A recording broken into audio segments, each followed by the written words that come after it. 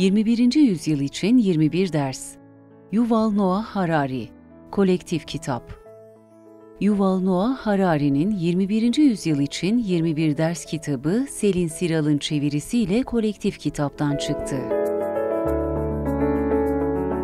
Yuval Noah Harari 1976'da İsrail'de doğdu. 1993'ten 1998'e kadar Kudüs İbrani Üniversitesi'ndeki çalışmalarında Ortaçağ tarihi ve askeri tarih konusunda uzmanlaştı.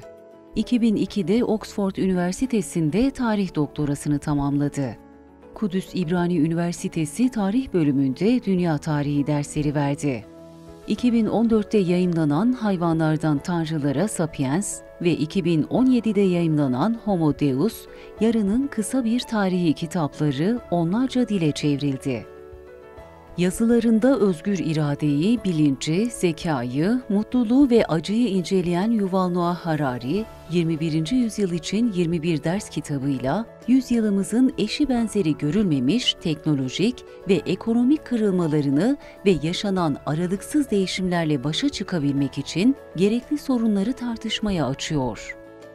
Yerli yersiz bilgi yağmuruna tutulan bir dünyada net olmanın güçlüğüne değinen Harari, teoride herkesin insanlığın geleceği hakkında fikir yürütebileceğini ama net bir görüyü muhafaza etmenin zor olduğunu vurguluyor.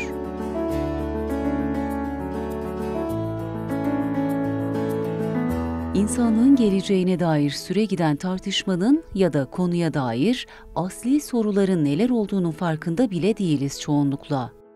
Milyarlarca insan bu konuyu araştırma lüksünden yoksun. Çünkü yapılacak daha önemli işleri var. Çalışmak, çocuklara bakmak, yaşlı anne babalarla ilgilenmek gerekiyor. Fakat maalesef tarih affetmiyor. Siz çocukların yemesi içmesi, kılık kıyafetiyle meşgulken, insanlığın geleceği karara bağlanırsa, ortaya çıkan sonuçlardan ne siz muaf tutulursunuz, ne de çocuklarınız. Bu hiç de adil değil. Ama kim demiş tarih adildir diye? 21. yüzyıl için 21 ders kitabında günümüze yakından bakmaya çalışan yazar, odağını güncel meselelere ve insan toplumlarının yakın geleceğine çeviriyor. Dünya genelinde toplumları şekillendiren ve gezegenin tamamının geleceğini etkileme olasılığı taşıyan önemli etmenleri ele alıyor. Kitap mevcut siyasal ve teknolojik açmazları inceleyerek başlıyor.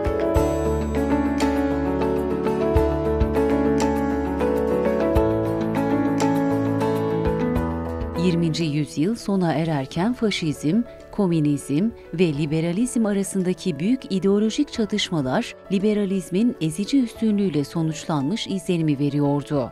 Demokratik siyaset, insan hakları ve serbest piyasaya dayalı kapitalizm tüm dünyayı ele geçirmeye namzet gibiydi.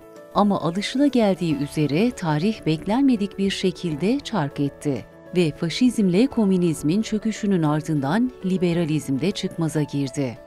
Öyleyse nereye gidiyoruz? Bu soru bilhassa vahim. Çünkü tam da bilişim teknolojileriyle biyoteknolojinin yarattığı ikili devrim, bizi türümüzün şimdiye dek karşı karşıya kalmadığı büyüklükte zorluklarla yüzleştirirken liberalizm itibar kaybediyor. Biyoteknoloji ve bilgi teknolojilerinin kaynaşması kısa süre sonra milyarlarca insanı iş dünyasının dışına itebilir ve özgürlükle eşitliği sarsabilir. Yazar, 21. yüzyıl için 21 ders kitabı daha önce yayınlanan Sapiens ve Homo Deus'un aksine tarihsel bir anlatı değil, bir ders seçkisi şeklinde tasarlanmış. Bu derslerdeki amaç basit cevaplara ulaşmaktan ziyade okuru daha fazla düşünmeye teşvik etmek ve tartışmalara katılabilmelerine yardımcı olmak.